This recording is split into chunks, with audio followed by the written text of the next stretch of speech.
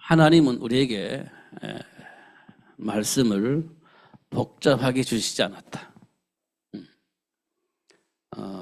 마태복음 11장에 보면 지혜롭고 슬기로운 자에게는 하나님이 말씀을 숨기시고 어린아이 같은 사람에게 하나님이 말씀을 보게 하셨다. 이렇게 말씀을 하고 있습니다. 우리는요 굉장히 생각이 많고 복잡합니다. 왜냐하면요 우리는요 계산을 합니다. 이걸 하면 복을 받을까? 이거 하면 나에게 이익이 될까? 이걸 하면 우리가 손해를 볼까? 이런 계산을 우리는요 본능적으로 하게 되어 있습니다. 그래서요 손해가 되지 않는 일을 우리가 하는 겁니다. 손해가 되지 않는 그런 선택을 하게 되어집니다. 그런 사람에게는 하나님께서 뭘 숨기셨다? 하나님이 준비한 복음을 숨기셨다. 그럼 누구한테 드러내냐?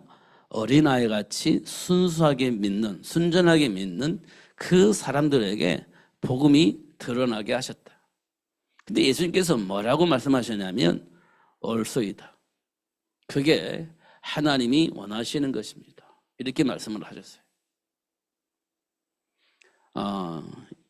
이런 상황들이 무슨 상황이냐 이라고 물어볼 때 하나님은 우리에게 확실하게 대답을 하십니다.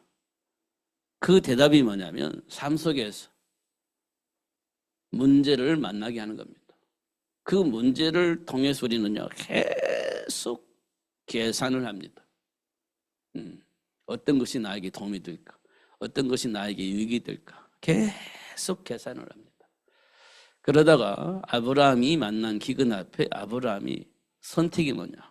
그래 맞아. 애굽에 가야 돼. 그래 살 수 있지. 이게 생각의 결론입니다. 그래서 어떻게 해요? 애굽으로 가죠. 살아야 되니까. 그리고 가면서 또 계산을 합니다. 어떤 계산을 했죠? 야, 우리 마누라가 참으로 이쁜데 저들은 하나님을 모르는 자인데 어떻게 할까?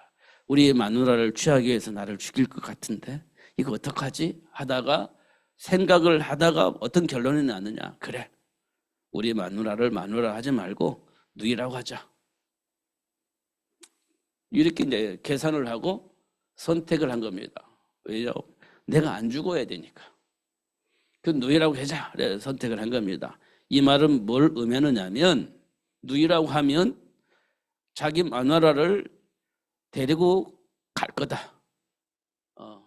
왜냐면 나는 죽이지 않을 거야. 왜냐면 내 누이 동생이니까 죽이지는 않을 거야. 그런데 내 마누라를 자기들이 데리고 갈 거야. 이렇게 첩으로 데려가든지 뭐 결혼을 하든지 이렇게 할 거야. 그 대신 나는 안 죽을 거야. 이렇게 된 거잖아요. 마누라라고 하면 죽일 건데 누이 동생이라면 그 동생 나한테 줘. 그러면 주겠다는 거지 않습니까? 내 생명을 보존하기 위해서. 그런 계산들을 했다는 거예요. 아브라함이. 우리는요. 우리도 그와 같은 계산을 하면서 살고 있다는 겁니다. 지금. 그런 계산을 하면서 살고 있다는 거 우리도. 어떻게 하면 내가 손해를 안 볼 것인지. 어떻게 하면 내가 원하는 삶을 획득할 것인지. 이런 계산을 하면서 살고 있다는 겁니다. 아브라함이 그렇게 했듯이. 우리도 동일하게 그렇게 하고 있다. 왜냐하면 세상 문화가 그렇게 지금 흘러가고 있기 때문에 이걸 누구든지 거부할 수가 없어요. 그렇게 할 수밖에 없는 환경이 지금 우리에게 만들어져 있는 겁니다. 우리는 확인할 수 있어요. 그러니까요. 그걸 대답을 하시는 거예요. 지혜롭고 슬기로운 자에게는 그걸 감춰버리신다. 우리는 지금 지혜롭게 슬기롭게 지금 환경을 타파해 나가는 거예요. 그러다 보니까 복음이 내게 안 보이는 거예요.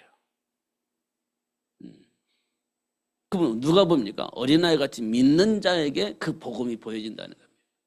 그것을 예수님께서 말씀하시기를 옳습니다. 이렇게 얘기를 한 거예요. 그게 하나님의 뜻입니다. 이렇게 얘기를 한 거예요. 그래야 뭐가 보입니까? 현장이 보여요. 현장이. 사단의 이 세상의 신으로 섬기는 사람들이 지금 뭐 합니까? 우상숭배하잖아요. 세상의 신으로 보는, 신으로 자리 잡고 있는 그 사단을 섬기고 있잖아요. 그게 우상숭배입니다. 예수님을 시험하실 때 그랬잖아요. 나한테 절하라 그랬잖아요. 마귀가. 마태복음에 보면, 4장에 보면 예수님이 40일 동안 금식하고 난 이후에 사단에게 시험 받잖아요. 그래 마지막 시험이 뭐냐? 나한테 절해. 그럼 이 모든 걸 내가 너에게 다 줄게. 이렇게 된 겁니다. 그러니까 마귀가 지금 뭐합니까? 신으로 자리 잡고 있고 이 땅에 수많은 사람들을 향해서 나한테 절해. 그럼 네가 원하는 거 다 줄게. 이게 이제 사단이 하는 짓입니다. 근데 그 말을 듣고 그래 오케이. 내가 뭐 쓰지 뭐. 내 고사지니까 하지 뭐. 구닥가 하지 뭐. 왜냐? 다 준다는데 이렇게 되어지는 겁니다. 그래서 세상의 신으로 설명을 했어요. 누가? 사도 바울이 그랬습니다. 사도 바울이. 이런 것도 우리가 성경에 나와 있어요. 그렇게. 근데 지금 이 세상에서 그렇게 하고 있지 않았습니까? 그 배우를 아는 것이 굉장히 중요하죠. 그 사람들 그렇게 할 수밖에 없는 배우가 보여져야 돼. 근데 누가 보냐고 그거를. 지혜롭고 슬기 있는 자에게는 안 보이고 어린아이 같은 아이에게만 그게 보인다. 그것이 하나님의 뜻이다. 예수님께서 우리에게 말씀을 하고 계시는 겁니다. 이런 것도 우리가 하나씩 확인을 해야 됩니다. 이것이. 그렇다면 우리는 뭐가 보장되어 있어요? 우리 하나님이 약속하신 말씀을 통해서 보면 우리 인생 미래가 보장되어 있습니까? 아니면 보장이 안 되어 있습니까? 하나님의 말씀에 의해서 보면 우리 미래가 보장되어져 있습니다. 그래서 예수님께서 말씀하시기를 너희는 마음에 근심하지 말라. 이렇게 말씀하셨어요. 보장되어 있으니까 그런 겁니다. 그러면서 하시는 말씀이 하나님을 믿으니 또 나를 믿으라. 이렇게 예수님께서 말씀을 하신 겁니다. 맞죠? 근데 우리는 그게 안 믿어지는 겁니다. 왜냐? 계산을 해보니까 안 될 것 같아. 그래서 안 믿는 거예요. 그래서 지혜롭고 슬기로운 자에게는 숨기시고 어린아이 같은 아이에게는 그걸 보이시고 그 복을 누릴 수 있도록 하셨다. 그게 하나님의 뜻이다. 이렇게 말씀을 하고 계시는 겁니다. 이게 어려워요? 안 어려워요. 쉬운 겁니다. 자, 우리가 다시 한번 물어보면요. 1 더하기 1은 2. 어려워요? 안 어려워요. 진짜 안 어렵습니다.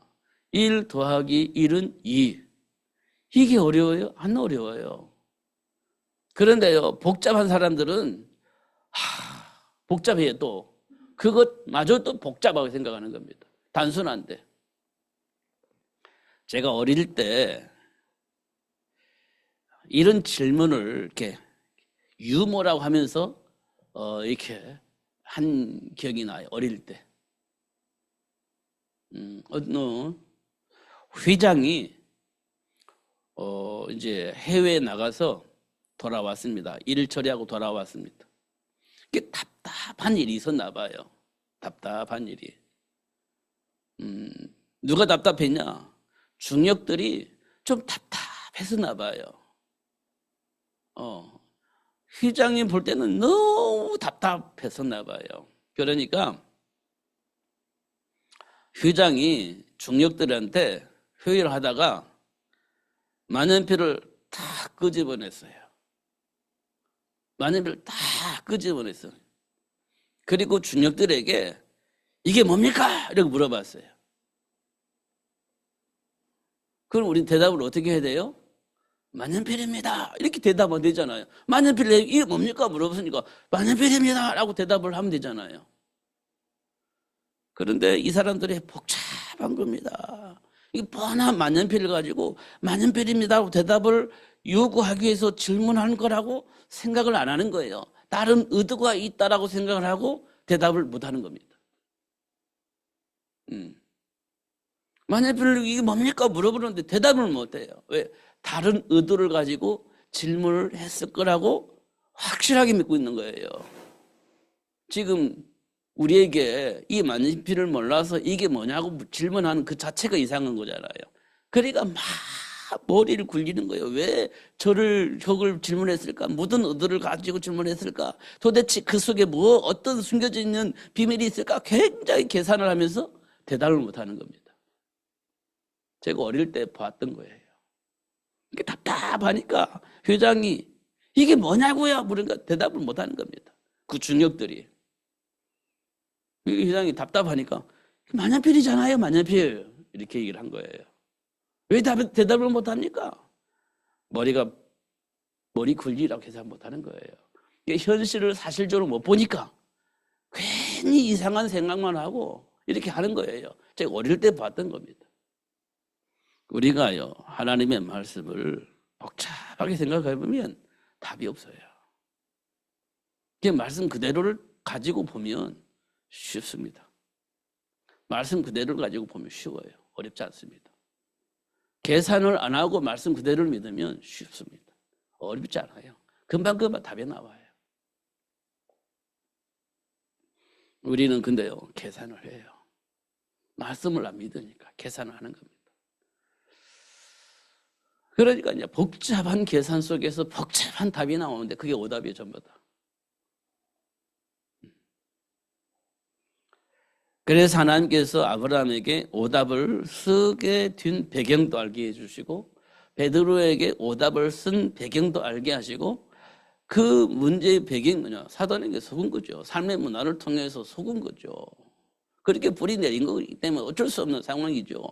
그렇게 말씀하시고 그 문제를 해결하려고 내가 이 땅에 왔다 이렇게 얘기를 해주신 거예요.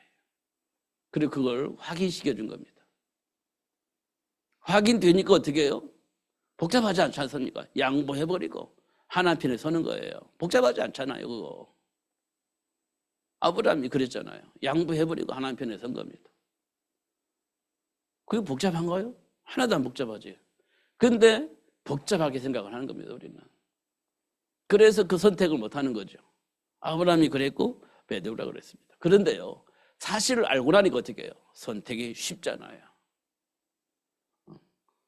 그럼 다니엘과 세 친구들은 어떻게 그런 선택을 했을까요? 알아버렸기 때문에 복잡하지 않습니다.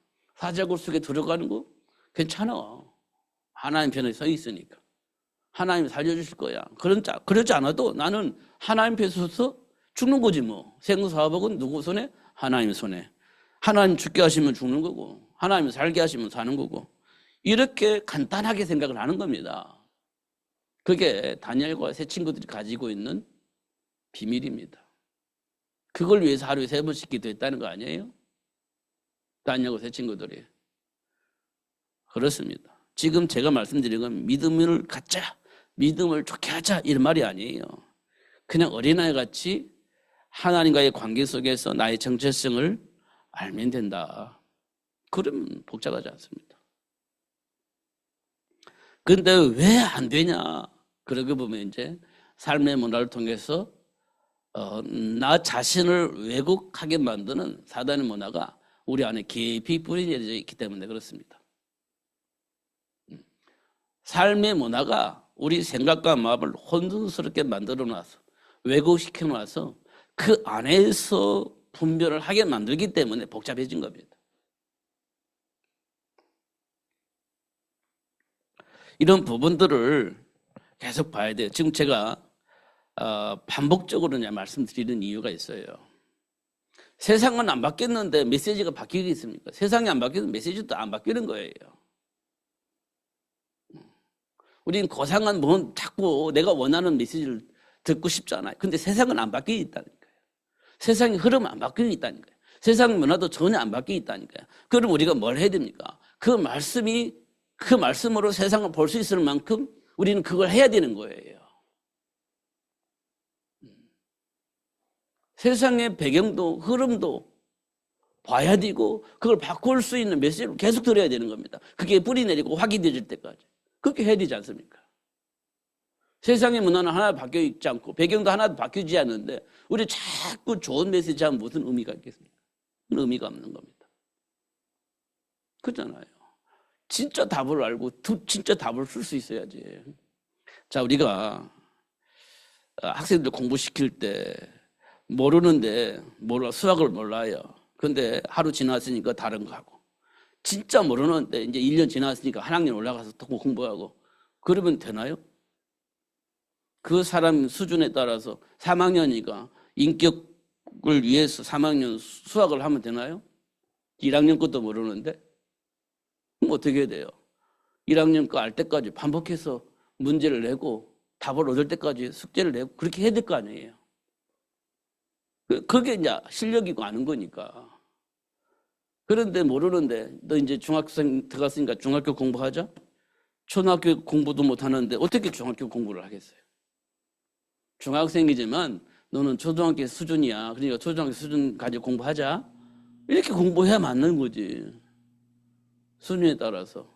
근데 중학생이니까 초등학교 공부 쪽팔려서 못 하겠습니다. 그러면 공부 안 되는 겁니다. 그거. 그잖아요.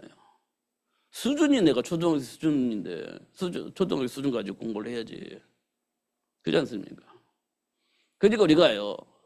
영적 배경을 안다면 하나님이 하실 일이 무한 대로 있을 겁니다. 하나님이 하시고 싶은 일이. 근데 모르는데 하고 싶은 일을 막 수준 높여가지고 한다고 해도 되겠냐고요. 이런 부분도 우리가 좀 봤으면 좋겠다. 그러니까 사람 나는 오버가 되어진 베드로를 불러서 수준을 가지고 했잖아요. 갈릴리 받아가지고 고기 못 잡게 만들었어요. 갈릴리 가서 고기 못 잡게 만들었다고. 내가 여기에 있는 내가 대장인데 여기서 내가 뼈가 굵은 사람인데 이 바다는 내가 다 알고 있는데 그래도 한 마리도 못 잡았어. 근데 예수님 오셔서 저 깊은 데로 가가지고 오른쪽에 탁 그물을 던지라는 거예요.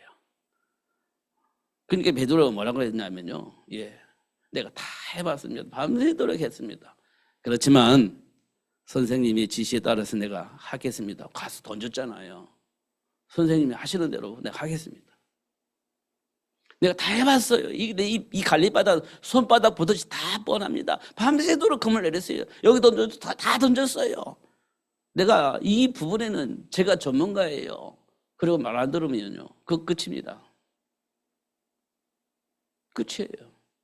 근데 베드로가 뭐 했습니까? 밤새도록 내가 금을 내렸지만 내가 선생의 말씀을 의지해서 금을 가서 금을 내리겠습니다. 그러니까 고기 잡는 거예요. 그러니까 베드로가 뭐라고 얘기하죠? 예수님께 나는 주인입니다. 그렇게 얘기하잖아요. 금방 주인입니다. 내가 어떻게 예수님과 함께 가겠습니까? 난 못하겠습니다. 이렇게 얘기를 했잖아요. 그러니까 예수님께서 거기 질문하잖아요. 너 나 사랑해? 예. 진짜 사랑해? 예. 진짜로야? 예수님이 아시잖아요. 내가 예수님을 사랑하는 줄. 그렇게 질문 대화가 되잖아요. 그러니까 내 어린 양을 먹으라. 이렇게 되잖아요. 답이 나오지 않습니까? 이런 부분들 우리가 꼭 확인해야 됩니다. 자, 하나님의 소원이 뭐예요? 모든 사람이 하나님이 주신 이 복음을 듣는 거예요. 듣게 하는 겁니다. 이게 하나님의 소원이에요. 이 복음을 듣게 하는 거예요. 그래서 하나님 원하는 자를 불러서 복음을 알려주시고 이 복음을 모든 민족에게 가서 전하라고 말씀을 하신 겁니다. 이게 하나님의 소원이에요. 그러면 우리 이 땅에 사는 모든 사람이 어디에 삶의 가치를 둬야 되겠습니까? 이 복음을 이 땅의 모든 사람이 듣게 하는데 삶의 가치를 두는 거예요. 그래야 기도하고 헌신할 수 있는 거지. 그렇지 않습니까? 근데 이게 안 믿어지니까 내가 계획한 대로 내가 원하는 삶의 결과를 얻기 위해서 삶을 사는 거예요. 이 땅의 모든 사람이. 그럼 누가 이깁니까? 가진 자가 이기는 거지. 능력자가 이기는 거예요. 나머지는요. 그냥 보조자로 사는 거예요. 보조자로. 이런 것도 우리가 확인합니다. 그러나 하나님 말씀 안에서 보면 보조자가 아니라 주역으로 살게 되어진다. 왜냐? 사람들에게 이 복음을 증거할 수 있는 증거를 하나님 우리에게 주실 것입니다. 하나님이 이삭에게는 백배복, 셈의 근원을 셈의 근원의 복을 주셨잖아요. 사람들이 보고 와, 이삭을 인정할 수밖에 없는 상황을 하나님이 만들어 주셔요. 인정할 수밖에 없는. 그래서 어떻게 주역이 되어지게 만드는 겁니다. 보조자가 아닌 주역으로. 노예로 팔려나간 요셉이요, 주역으로 쓰임받아요. 어떻게 해요? 하나님이 함께 하심으로 세상 사람들이 풀 수 없는 답을 풀어버려요. 그러니까 옛날엔 노예로 죽도록 살았는데 어느 날부터 주역으로 쓰임받습니다. 왜냐? 풀 수 없는 답을 하나님께로부터 받고 그 답을 쓰니까, 풀어주니까 주역으로 쓰임받아요. 누명 쓰고 감옥에 갔지만 그 감옥 현장 속에서도 주역으로 쓰임받아요. 하나님 주신 지혜를 가지고 문제를 풀어주니까 주역으로 쓰임받습니다. 어떻게 그런 복이 왔습니까? 말씀을 믿으니까 그런 결과가 와버린 겁니다. 그 안에서 해석이 되어져 버리니까 그런 답들이 열매로 나타나 버린 겁니다. 그러니까 사람들이요, 옛날에는 무시했는데 어느 날부터는요, 무시가 되어지지 않아요. 오히려 존경의 대상이 되어지게 되어지는 그런 복을 받게 되어집니다. 그래야 흐름이 바뀌는 거예요. 그래야 삶의 문화가 바뀌는 겁니다. 그렇지 않으면 어떻게 삶의 문화가 바뀌겠습니까? 그러면 어떻게 무슨 수로 흐름을 바꾸겠습니까? 무슨 능력으로 환경을 바꾸겠습니까? 바꿀 수가 없습니다. 그렇잖아요. 하나님은 세상의 흐름을 바꾸고 싶은데, 삶의 문화의 흐름을 바꾸고 싶은데 믿는 자를 통해서 그 흐름을 바꾸시는 거예요. 하나님 바꾸게 하시는 거예요. 믿는 자를 통해서. 근데 안 믿는 데는 흐름을 바꿀 수가 없죠. 물론 부자처럼 성공할 수는 있어요. 창세기 6장 네피림 문화처럼 물론 성공할 수 있고 우리 자녀를 훌륭하게 키울 수 있습니다. 충분히 그렇게 할 수 있어요. 그런데요, 삶의 문화는요, 안 바뀝니다. 그냥 사단의 문화 속에서 나 길들여져 사는 거예요. 그럼 망하는 거지. 노아 홍수처럼 망하는 겁니다. 그 흐름을 바꿀 수 있어야 돼요. 그럼 믿어야 되지 않겠습니까? 믿어요. 노아가 그 사실을 알았기 때문에 방주 만들고 살아남았습니다. 그를 통해서 또 하나님이 하신 일이 참 많이 있습니다만, 오늘은 하나님과 함께함으로 하나님이 우리를 어떻게 인도하시는지 그걸 보게 하시는 부분이기 때문에 그 부분을 확인합니다. 그래, 하나님이 원하는 것은요, 너희는 가서 모든 민족을 제자로 삼으라는 거예요. 이 말을 알아듣고 이제 가기만 하면 나머지는 누가 책임지냐? 하나님께서. 하늘과 땅의 모든 권세를 가지신 예수님께서 책임지신다. 세상 끝날 때까지 항상 함께 할 것이며 그런 증거들을 우리에게 주셔서 모든 사람이, 세상 모든 사람들이 그 복을 알고 죽게 돌아오는 일들이 일어날 수 있도록 하실 것이다. 이렇게 약속을 하고 있는 겁니다. 그것도 세상 끝날 때까지 항상 그렇게 할 것임을 약속을 하고 있어요. 누구에게? 세계 복음을 위해서 모든 민족에게 가서 복음 전할 수 있는 제자를 만들 때 그렇게 하시겠다고 하는 약속을 하신 거예요. 그러면 나는요, 그러니까 지금 우리가 가는 현장이 있잖아요. 내가 일하는 현장이 있잖아요. 내가 머물러 있는 그 현장이 있지 않습니까? 그 현장이 하나님께로부터 내가 파송된 현장이라고 생각을 하셔야 되는 거예요. 그 현장에서 그리스도 안에 있는 그 말씀을 가지고 분별하고 그 안에 있는 힘과 능력을 가지고 그 일을 해내는 거예요. 그 일을. 그러면 어느 날 사람들이 나를 유능한 사람으로 보게 될 겁니다. 요셉을 그렇게 봤어요. 유능한 사람으로. 어떻게? 하나님이 함께 하심으로. 일이 형통하게 되어지니까. 사람들이 보기에 이야, 없어서는 안 되는 사람이 왔구나. 이렇게 되는 거예요. 제가 처음에 신학교 가서 어느 목사님이 저를 초청해서 이렇게 교회에 갔습니다. 전도사로. 그게 89년도입니다. 89년도. 89년도에 전도사로 갔습니다. 그때 사람들이 이제 간날 사람들이 많이 모였어요. 사람들이. 학생들도 많이 모였어요. 제가 가는 날. 지금도 생각납니다. 첫, 교역자로, 가는 첫 번째 시작이었으니까 딱 가서 사람들이 많이 모여, 학생들 많이 모였고요. 그전엔 뭐 어떻게 모였는지 모르겠습니다. 많이 모였어요. 근데 사람들이 뭐라고 말했냐면 저보고 복덩이다 이렇게 얘기를 했어요. 그때 당시 그 교회 성도들이 복덩이다 그렇게 얘기를 했어요. 왜냐? 제가 가는 날 사람들이 많이 몰려들었으니까. 학생들도 많이 모이니까 복덩이가 왔다 이렇게 얘기를 했어요. 그런데 시간을 지나다 보니까 목사님하고 저하고 안 맞아. 뭐가 안 맞느냐면 나는 믿음으로 구원받는다 이렇게 얘기를 하는데 그 목사님은 아니야. 행위로 구원받아. 이렇게 설명을 했었던 것 같아요. 안 맞잖아요. 난 믿음으로 구원받는다고 하는데 학생들은 아니 행위로 구원받는다고 내가 들었는데 그게 열심히 한 거예요. 구원받기 위해서. 근데 믿음으로 구원받는다고 은혜로 구원받는다고 이렇게 하니까 이게 충돌이 생긴 거예요. 그때 그 가운데 고등학생이 하나 있었는데 그게 목사님 아들이에요. 목사님 아들이에요. 목사님 아들은요 힘이 세잖아요. 그러니까 뭐라고 하냐면 이제 주일날 예배 끝나고 이제 목사님 이제 성도로 얘기하고 이제 인사하잖아요. 목사님 아들이니까 목사님이 기대에 오는 거예요. 그럼 물어보는 거지 목사님한테. 목사님, 우리 전도사님이 구원은 은혜로 받고 믿음으로 받는다고 하는데 어떤 것이 맞아요? 이렇게 물어보는 거예요. 아빠 목사님한테. 목사님 어떻게 대답을 해야 할 것 같습니까? 어떻게 대답할 것 같아? 대답 못하지.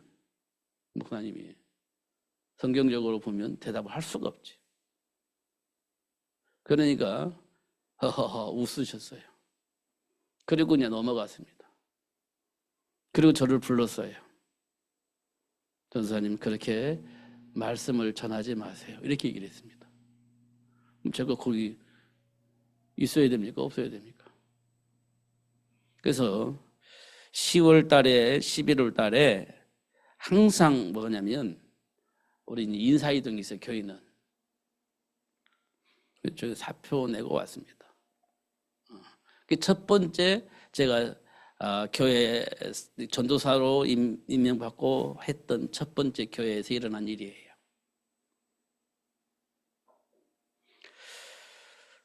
지금도 그 교회가 생각나요. 은혜교회입니다. 그 교회 이름이 은혜교회입니다.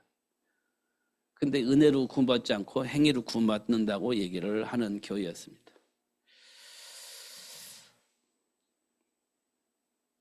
우리는요, 하나님이 말씀하신 것 알려주고 그 안에서 그냥 살면 돼요. 그 안에서. 근데 우리가 나름대로 계획을 하고 성공의 길을 가려고 성경을 다르게 해석을 하면 안 돼. 다르게. 그리고 우리는 하나님의 말씀을 믿는 사람이기 때문에 세상이 뭐라고 말한다 할지라도 하나님의 말씀 안에서 답을 찾는 것이 신자의 모습입니다. 하나님의 말씀은 답을 찾는 거지. 세상이 아무리 복잡할지라도 하나님의 말씀을 통해서 답을 찾아야 돼. 다른 곳에서 답을 찾으면 안 돼. 말씀 안에서 답을 찾아야 돼. 그게 신자의 모습입니다. 그잖아요. 그러니까 하나님이 기뻐하시는 일이라면 우리는 무엇이든지 할 수 있어요. 하나님 기뻐하시는 일이라면.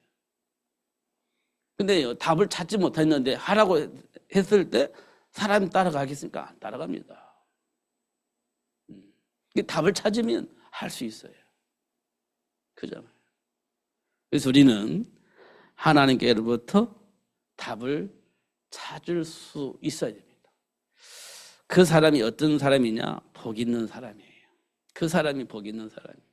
많은 것을 가지고 있는 사람, 복 있는 것이 아니라 하나님의 배경을 아는 사람이, 그리고 그 배경을 누릴 수 있는 사람이 복 있는 사람이에요.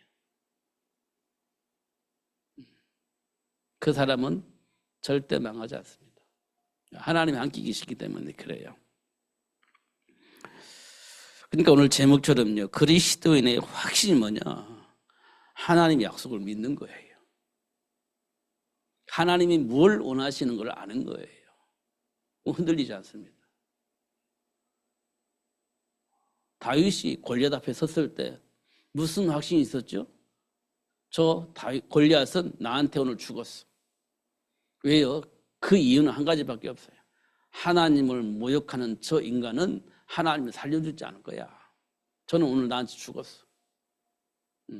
근데 형들은 그거 안 믿었죠. 그러니까 대답을 했어요. 다윗이. 뭐라고 대답했냐? 내가 양을 칠 때 나와 함께 계신 하나님께서 사자를 잡게 하셨고 곰을 물리치게 하셨어. 그런데 하나님 욕하는 저 골리앗을 하나님께서 나에게 오늘 안 붙여주시겠어? 저는 오늘 난 죽었어. 이게 확신입니다. 확신. 다윗의 확신. 목동이 어떻게 골리앗 앞에 서서 막말을 했겠어요?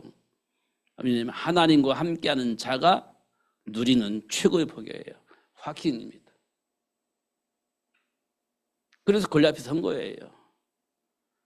이런 것도 우리가 확인하는 겁니다. 지금 우리가 세상을 진짜 봐야 돼요. 저는 좀 답답해요. 세상이 지금 어떻게 돌아가는지가 저는 보이니까. 보입니다, 저는 사실은. 이거 어떻게 할 거냐. 그래서 제가 오늘 또 말씀드렸어요. 지금 세상이 굉장히 막 복잡하게 돌아간다. 여기저기서 전쟁이 쳐지고 여기저기서 지금 막 여러 가지 말이 나오고 그러는데 그 답을 쓰려고 하다 보면 복잡해진다, 우리는. 근데 우리는 뭘 봐야 되냐? 하나님의 계획을 봐야 된다. 하나님의 계획을. 지금 이 복잡한 세상에서 살아남기 위해서 우리가 막 뭘 준비하면 그래, 맞아, 좋아. 그래야 이제 보장받을 수 있을 거라고 생각하니까. 근데 세상은 안 바뀔 겁니다. 그럼 하나님이 분명히 원하는 것이 있을 건데 그걸 찾아야 되는 겁니다. 그래서 어떻게 찾았냐? 성경에 보니까요, 복잡할 때마다 하나님께서 하신 일이 있었습니다. 그게 뭐냐면 다음 세대를 준비하는 거예요. 진짜 복잡할 때 어떻게 다음 세대를 준비하세요. 부모를 불러서 다음 세대를 준비하게 하신 거예요. 그럼 어떤 일이 벌어집니까? 하나님이, 살아계신 하나님을 찬양할 수 있는 그런 문이 열려요. 창세기 4장에서부터 시작된 이 문제, 이 축복이 반복되어져서 일어났다는 거예요. 가인을 통해서 세상이 지배받고 있을 때 아브람과 하와가 비로소 하나님이 원하는 일이 뭔지 알고 다음 세대를 준비했습니다. 근데 그 다음 세대들이 하나님이 무엇을 원하는지를 알고 양육받았기 때문에 또 다음 세대를 준비했어요. 그러니까요, 세상이 바뀌었어요. 창세기 4장 25절, 26절에 보니까 그렇게 되어지니까 세상이 바뀌었어요. 그런데 또 놓쳐가지고 노예가 되어지고 포로가 되어지고 석국이 되어집니다. 그때 하나님께서 또 뭐예요? 원하는 자를 불러서 다음 세대를 준비하라, 그렇게 얘기를 합니다. 그래서 준비된 자가 모세예요. 모세를 통해서 출애굽의 역사가 일어납니다. 그렇게 하나님이 반복적으로 하나님 하시는 일이에요, 그게. 그럼 지금 복잡한 이 세상에서 하나님 뭘 원하시냐? 다음 세대를 준비하는 거예요. 세계를 복음할 수 있는 전도 제자를 만들어내는 겁니다. 봐보세요. 진짜 그렇게 됐잖아요. 엘리 제사장 질 때에 한나를 불러가지고 다음 세대를 준비하게 하시고 그 다음 세대를 통해서 미스바 운동을 하게 하셨잖아요. 그게 하나님 방법입니다. 사도 바울을 불러서 회당 운동하고 서원 운동하면서 로마를 복음할 수 있는 그런 제자 만들어냈잖아요. 그게 하나님의 계획이었습니다. 지금 이 땅이 굉장히 복잡하잖아요. 누가 만약 틀리나 복잡합니다. 목사님들이 서로 지급하고 싸우고 있어요. 지금은 내 생각에는 이러면 안 돼요. 저렇게 해야 됩니다. 그래서 목사님들이 막 정의를 유치고 그러니까 사람들이 막 몰려서 마주 박수 치면서. 그런데요, 하나님의 계획은 그렇게 바뀌어지지 않습니다. 진짜 복음을 말하는 거예요. 진짜 복음. 그 복음을 위해서 헌금하는 거 당연한 거지. 근데 성경에 보니까 헌금 강요하는데 그건 잘못된 겁니다. 이렇게 하면서 막 정의를 외치는 사람들이 그럼 박수 받아 사람들에게, 세상 사람들에게. 근데 하나님은 그걸 원하지 않습니다.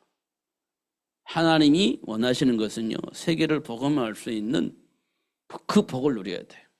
그러려면요, 돈이 따라갑니다. 안 따라갈 수가 없어요. 어떻게 아이 키워야 되는데 양육도 해야 되잖아요. 그럼 그 일을 누가 합니까? 하나님의 계획 속에 있는 자들이 헌금함으로 되어지는 거잖아요. 땅 파서 하는 것도 아니잖아요. 누군가가 그 계획을 이루기 위해서 헌금하는 거잖아요. 초대교회 성도들도요, 집하고 땅 팔아서 헌금했잖아요. 왜입니까? 과부들이 죽게 돌아오는데 그들을 살려 먹일 수가 없어. 과부들이 돌아오는데. 그러니까 헌금한 거 가지고 과부들을 살려내는 겁니다. 전도하고. 그렇게 한 거지. 근데 그게 뭐 잘못됐습니까? 하나님 원하는 기뻐하시는 일인데. 근데 그걸 가지고 자꾸 비판하고 정죄하고 교회가 그러면 되냐 안 되냐 이렇게 얘기하고 그런 상황이 오잖아요. 그런데 사람들은요, 맞아. 그래 맞아. 그렇게 해야지. 교회가. 이런 식으로 설명이 되어지고 있으니까 또 칭찬받으니까 그거 맞는 줄 알고서 많은 사람들은 또 그 말을 하는 겁니다. 그렇지 않아요. 진짜 하나님 원하신 걸 우리가 발견하고 그 길을 가야 되는 겁니다. 이런 것도 우리가 확인해야 돼요. 너희는 가서 모든 민족이라고 했는데 그러면 거기에 필요한 경비도 있을 것이고 거기에 필요한 제자 양육할 수 있는 시스템도 만들어야 될 것이고 그러려면요, 당연히 경제가 따라야 됩니다. 그 일을 위해서 기도한 자에게 하나님께서 어떻게 하시겠어요? 이삭에게 100배 주셨잖아요. 하나님 원하신 그 일 때문에 하나님이 주신 거예요. 그렇게 하니까 복을 주셨다는 게 아니라 하나님이 원하신 그 일을 이룰 수 있는 만큼의 복을 하나님이 주신 거예요. 그런 것도 우리가 확인하는 겁니다. 그러니까 또 마음껏 하나님 원하신 그 일을 위해서 드릴 수 있게 되어지는 거죠. 이게 뭐가 잘못됐습니까? 하나님 원하시는 일인데. 이런 것도 우리가 꼭 확인을 하셔야 됩니다. 그렇지 않으면 자꾸 왜곡되어지는 거예요, 우리가. 자꾸 왜곡되어지는 겁니다. 이런 부분들을 우리는 지금 하나님 원하는 세계 복음화를 위해서 다시 말하면 삶의 문화를 흐름을 바꾸는 겁니다.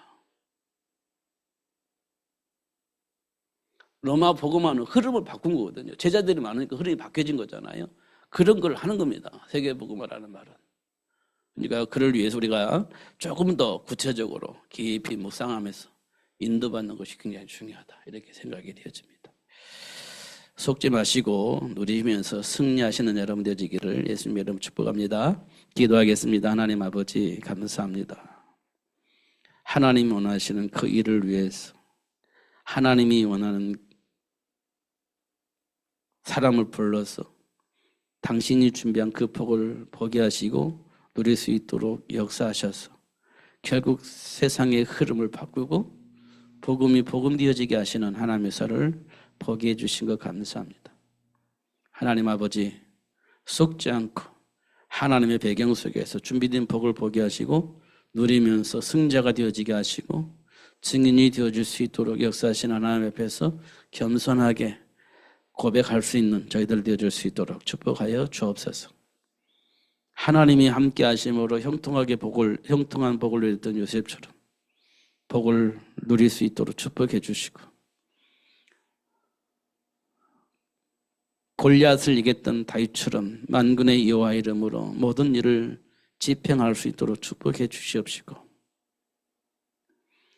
하나님께서 당신이 원하는 그 일을 위해서 복의 근원이 되어지게 하셨던 이삭에게 생명의 근원을 얻게 하시고 100배의 복을 받게 하셨던 그 복을 우리에게 허락하여 주셔서 땅 끝까지 이르러 복음을 증가하는 증인으로 살 수 있도록 축복하여 주옵소서.